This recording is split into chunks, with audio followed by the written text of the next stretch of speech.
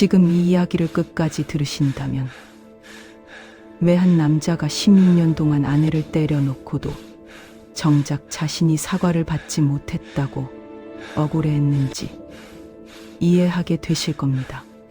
그리고 그가 마침내 무릎을 꿇었을 때 그 사과가 왜 이미 너무 늦어버렸는지도요. 상담소에 한 남자가 찾아왔습니다. 그의 이름은 용모 씨. 그는 아내 때문에 왔다고 했습니다. 아내가 상습적으로 가출을 합니다. 외도도 했고요. 상담자가 물었습니다. 아내는 왜 가출을 했을까요? 남편은 대답했습니다. 제가 과거에 좀 욕하고 때린 적이 있긴 합니다. 얼마나 오래 그러셨어요? 한 5, 6년 정도요. 그러나 남편은 지금은 전혀 그러지 않는다고 강조했습니다. 그래서 더 억울하다고 했습니다. 아내가 20개월 동안 집을 나가 있었습니다. 그러고 돌아와서는 미안하다고만 했어요. 저는 그게 불만입니다. 상담자가 조심스럽게 물었습니다. 어떻게 사과했으면 좋겠어요? 남편의 목소리가 단호해졌습니다. 무릎 꿇고 빌어야죠. 제대로. 그때 아내가 상담실에 들어왔습니다. 그녀는 조용했지만 눈빛이 달랐습니다. 상담자가 아내에게 물었습니다. 남편의 폭력은 얼마나 오래 이어졌나요? 아내가 답했습니다. 거의 16년입니다. 상담실이 조용해졌습니다. 남편은 5, 6년이라고 했는데 아내는 16년이라고 했습니다. 큰아이를 낳고서 시작됐습니다. 제가 37살이 될 때까지 계속됐어요. 이번에 20개월 가출하기 직전에도 있었습니다. 상담자가 남편을 바라봤습니다. 사과는 하셨나요? 남편이 말했습니다. 사과는 한 걸로 기억합니다. 무릎도 꿇었고요. 하지만 아내는 고개를 저었습니다. 없었어요. 한 번도. 남편은 당황했습니다. 아내는 또렷하게 말했습니다. 한 번 때릴 때마다 사과는 없었어요. 상담자가 물었습니다. 그럼 남편은 왜 아내에게만 무릎 꿇고 사과하라고 하시는 건가요? 남편의 폭력은 5년에서 6년이었고 아내의 가출은 20개월이었습니다. 아내는 폭력에 대해 남편이 사과하면 만족스럽지 않아도 받아들였는데 내 남편은 아내가 사과했는데도 만족하지 못하는 건가요? 이건 좀 불공평한 것 같은데요. 남편은 말했습니다. 저 사람도 말을 안 했어요. 사과해줘. 그게 다였어요. 상담자가 반문했습니다. 그럼 아내가 원하는 사과 방식을 요구했다면 그대로 했을 거예요? 남편이 답했습니다. 예, 저는 100%.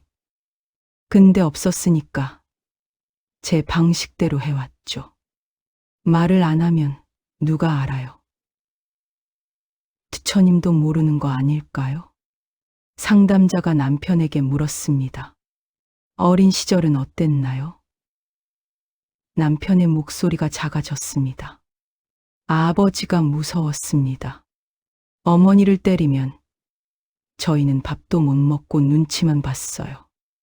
어머니를 밖으로 내쫓기도 했고 문을 열어주지 말라고 하셨어요. 너무 무섭고 싫었어요.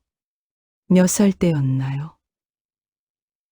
초등학교 2, 3학년이요. 상담자가 조용히 말했습니다. 우리가 참 닮지 말아야 될 부분들을 자꾸 닮아요. 그거 좀 끊어내야 될 것 같은데요. 그 순간 남편이 무언가를 깨달은 듯 했습니다. 자신이 아버지를 닮았다는 것을, 자신이 똑같은 일을 반복했다는 것을, 남편의 큰아들이 인터뷰에서 말했습니다.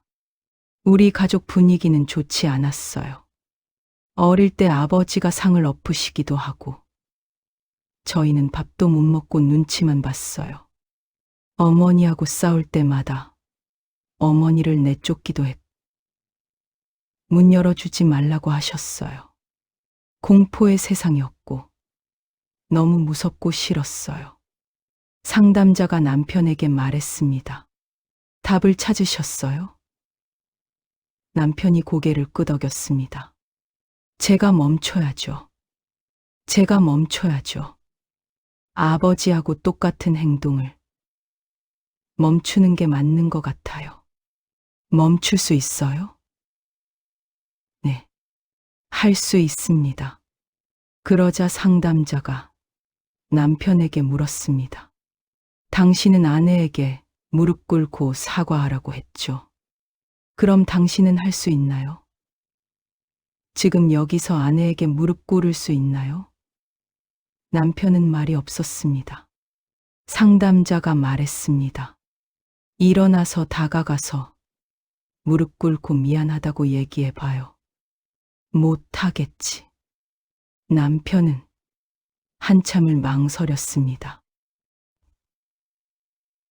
못해. 그거 하면은 진짜. 하지만 상담자는 계속 말했습니다.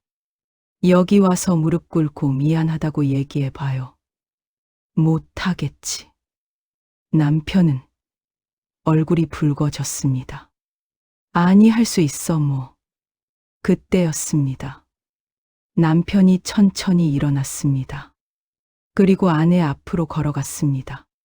상담실이 조용해졌습니다. 남편은 아내 앞에 섰습니다. 그리고 천천히 무릎을 꿇었습니다. 미안해. 그 짧은 말에 아내의 눈에서 눈물이 흘렀습니다. 16년을 기다렸던 그 말, 그토록 원했던 그 모습. 남편도 울었습니다. 얼굴을 감싸 쥐고 소리 없이 울었습니다. 한참을 그렇게 있었습니다.